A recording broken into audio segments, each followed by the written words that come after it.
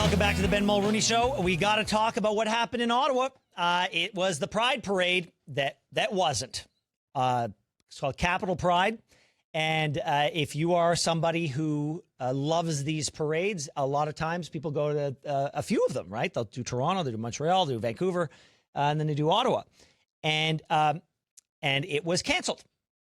It was well. Here, let's listen to let's listen to an activist who participated. Oh, no, actually, before we do, it was canceled because Queers for Palestine got in the middle of it and stopped it from even moving. And after about an hour and a half, it couldn't move anymore. And they just said, we can't go on. And they canceled it.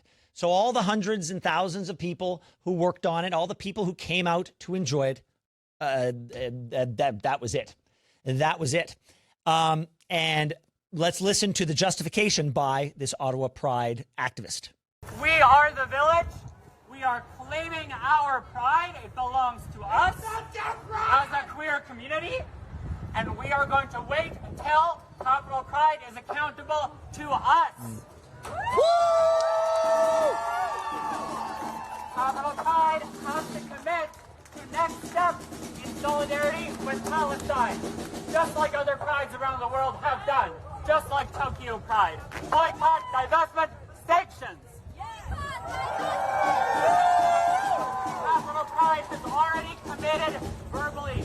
We are waiting for them to commit in full view of this entire beautiful village. Okay. There are a lot of things to unpack here. One, I'm an ally of the gay community. Listen, I worked in entertainment TV, so I was a straight white man amongst women and gay men. That was my tribe. Okay. So I speak as somebody who is, a lot of gay people in my life. The Pride Parade, from my vantage point, was always about a number of things. It was about showing everybody that the gay community exists. It is thriving. It is strong.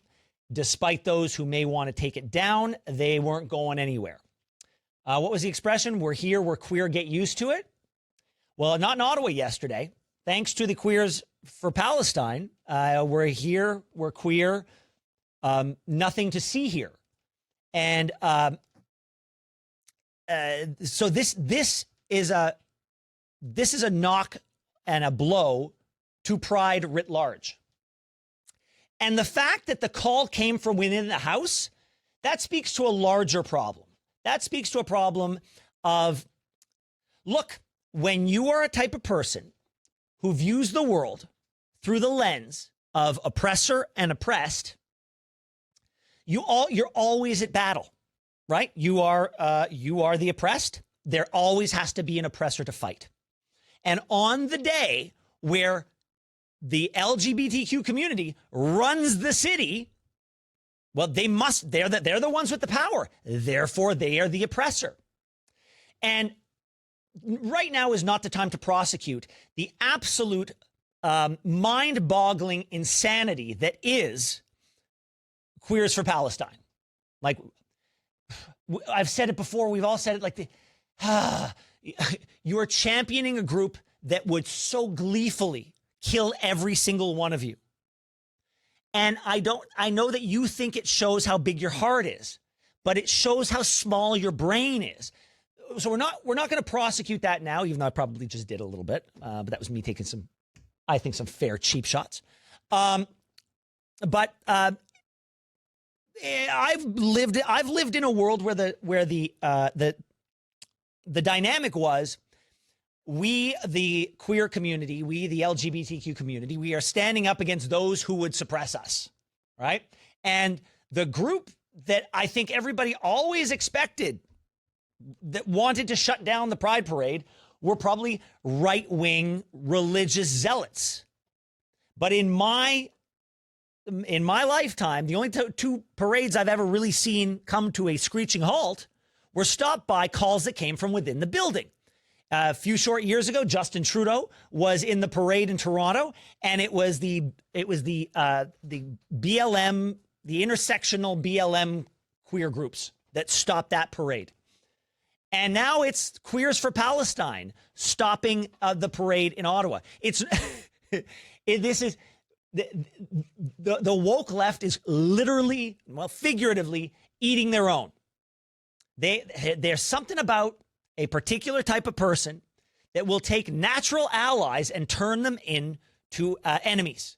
And that's what's happening in Ottawa in real time. They're taking natural allies, their own community, and they are turning them into the problem. I'm sorry, but if you're Queers for Palestine, the Pride Parade is not something you need to overcome, okay?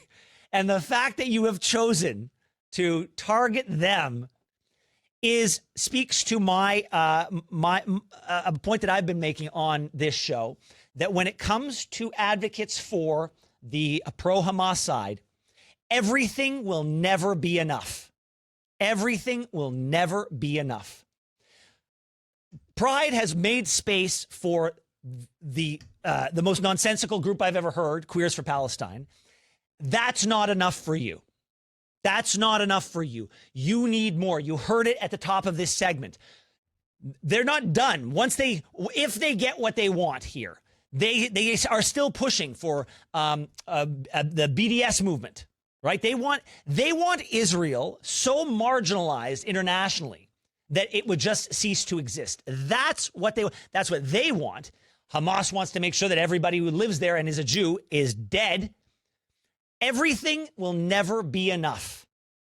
And mark my words, if Pride in Ottawa gives these people everything they want, they will be back next year with more demands, because everything will never be enough. And lastly, this is the part that I want to talk about the most, because here's a list of the corporate sponsors of Capital Pride. The presenting sponsor was TD. The diamond sponsor, Rogers. Silver sponsor, Optimal Show Experience. You've also got IKEA, Nokia, Via Rail, the Alt Hotel, and the Centertown BIA. So TD, Rogers, IKEA, Nokia, Via Rail, big names. And you know that with big names comes big dollar sponsorships. Now, I don't know what's going to happen next year, but do you think that there's probably a meeting happening at TD saying, was that money well spent this year? Did we get our money's worth from this sponsorship? I don't know if that's happening. If I were part of that organization, I know I would be asking myself that. And so next year, if one or two or some of these sponsors do not come back into the fold and say, we are going to be finding other ways to support the LGBTQ community, but we're going to put our sponsorship dollars elsewhere. If anybody from this group tries to say that these people are not allies of the community, they need another reality check. This is why Toronto, you saw what happened in Toronto, and I'm convinced that that's what's happening here. I guarantee you some of these sponsors will not be back next year, and you will not be able to blame Rogers, and you will not be able to blame TD or IKEA or Nokia or Via Rail or the Centertown BIA. You just showed that you cannot run the one thing you're supposed to run, because you allowed the inmates to take over. This is what happens when you allow the festering of a worldview that everyone is always at war, that we have nothing in common with each other, that I am different from you, and therefore one of us has to be the oppressor and one of us has to be the oppressed. This is what happens. This is the logical conclusion to the illogical path that we have been on for the better part of a decade. And it's not going to get better until it is dismantled by the people who built it themselves. Thanks so much for watching the show. Now, if you enjoyed what you saw, hit that subscribe button so you never miss another episode of The Ben Mulroney Show.